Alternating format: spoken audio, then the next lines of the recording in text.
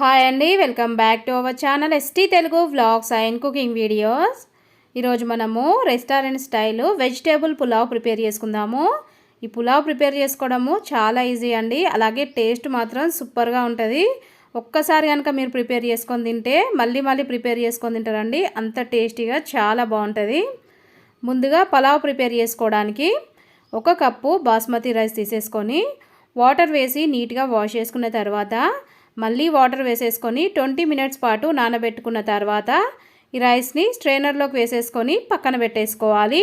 ఇప్పుడు పులావ్ ప్రిపేర్ చేసుకోవడానికి స్టవ్ పైన కడాయి పెట్టేసుకొని 2 టేబుల్ స్పూన్ల ఆయిల్, 2 టేబుల్ స్పూన్ల నెయ్యి వేసేసుకొని వేడైన తర్వాత 2 బిర్యానీ ఆకులు, 2 ఇంచుల దాల్చిన చెక్క, 2 యాలకులు, 4 లవంగాలు, 1 టేబుల్ స్పూను బిర్యానీ పువ్వు, 1/2 టేబుల్ స్పూను షాజీరా వేసేసుకొని కలుపుకుంటూ మనం వేసిన మసాలాలు ఆయిల్లో కాసేపు ఫ్రై చేసుకున్న తర్వాత ఇప్పుడు ఇందులోకి ఒక పెద్ద సైజు ఉల్లిపాయని పీసెస్లా కట్ చేసి వేసేసుకోవాలి.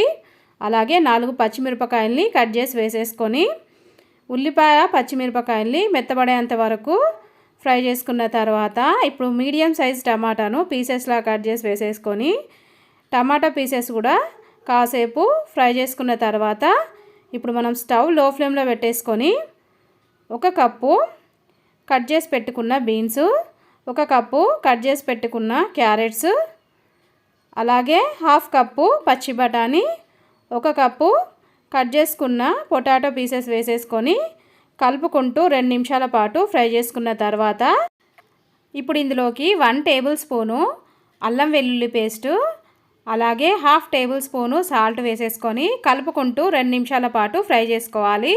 మనం ఈ విధంగా సాల్ట్ వేసుకొని ఫ్రై చేసుకోవడం వల్ల మనం పులావ్ తినేటప్పుడు వెజిటేబుల్ పీసెస్ టేస్టీగా చాలా బాగుంటాయండి. ఇలా ఫ్రై అయిపోయిన తర్వాత ఇప్పుడు ఇందులోకి మనము స్ట్రైనర్లోకి వేసి పెట్టుకున్న బాస్మతి రైస్ వేసేసుకొని కలుపుకుంటూ 1 నిమిషం పాటు రైస్ని ఆయిల్లో ఫ్రై చేసుకోవాలి. మనం ఈ విధంగా ఫ్రై చేసుకోవడం వల్ల పులావ్ మనకి పొడి పొడిగా చాలా బాగా వచ్చేస్తుంది. ఇలా ఫ్రై చేసుకున్న తర్వాత ఇప్పుడు ఇందులోకి వేడి చేసి పెట్టుకున్న వాటర్ వేసుకోవాలి. మనం 1 కప్పు బాస్మతి రైస్కి 1.25 కప్పు వాటర్ వేసేసుకొని ఒకసారి మంచిగా మిక్స్ చేసేసుకొని సాల్ట్ ఉందా లేదా చెక్ చేసుకొని మీకు కనుక సాల్ట్ సరిపోకపోతే ఒకసారి సాల్ట్ వేసేసుకొని ఇప్పుడు స్టవ్ మీడియం ఫ్లేమ్లో పెట్టేసుకొని రైస్ని ఉడకనివ్వాలి. ఈ విధంగా రైస్ 70% ఉడికిపోయిన తర్వాత ఒకసారి మంచిగా మిక్స్ చేసేసుకొని ఇప్పుడు స్టవ్ లో ఫ్లేమ్లో పెట్టేసుకొని కడాయి పైన మూత పెట్టేసి 3 నుంచి 5 నిమిషాల పాటు ఉడకనివ్వాలి. 5 నిమిషాల తర్వాత మనము రైస్ ఉడికిందా లేదా చెక్ చేసుకుందామండి. ఇక్కడ మనకి రైస్ అయితే పర్ఫెక్ట్గా ఉడికిపోయింది. ఇప్పుడు స్టవ్ ఆపేసుకొని మళ్ళీ కడాయి పైన మూత పెట్టేసుకొని 10 నిమిషాల పాటు సెట్ అయిన తర్వాత ప్లేట్లోకి తీసేసుకుందాము. అంతేనండి, ఫైనల్లీ ఇక్కడ మనకి రెస్టారెంట్ స్టైల్లో వెజిటేబుల్ పులావ్ అయితే రెడీ అయిపోయింది. మీకు చూస్తే అర్థమైపోయి ఉంటుందండి. మనకి రైస్ కూడా చూడండి పొడి పొడిగా ఎంత పర్ఫెక్ట్గా వచ్చేసిందో. ఇలా ప్రిపేర్ చేసుకున్న వెజిటేబుల్ పులావ్ని మనము రైతాతో పాటు తింటే చాలా బాగుంటుంది. పిల్లలైతే డైరెక్ట్గా ఏం లేకుండా ఇలాగ రైస్ వేసిస్తే కూడా చాలా ఇష్టంగా తింటారండి. ఎప్పుడైనా ఇంట్లో ఉపవాసాలు లాంటివి ఉన్నప్పుడు ఈ విధంగా వెజిటేబుల్ తోటి పులావ్ చేసి పెట్టండి, చాలా ఇష్టంగా తింటారు.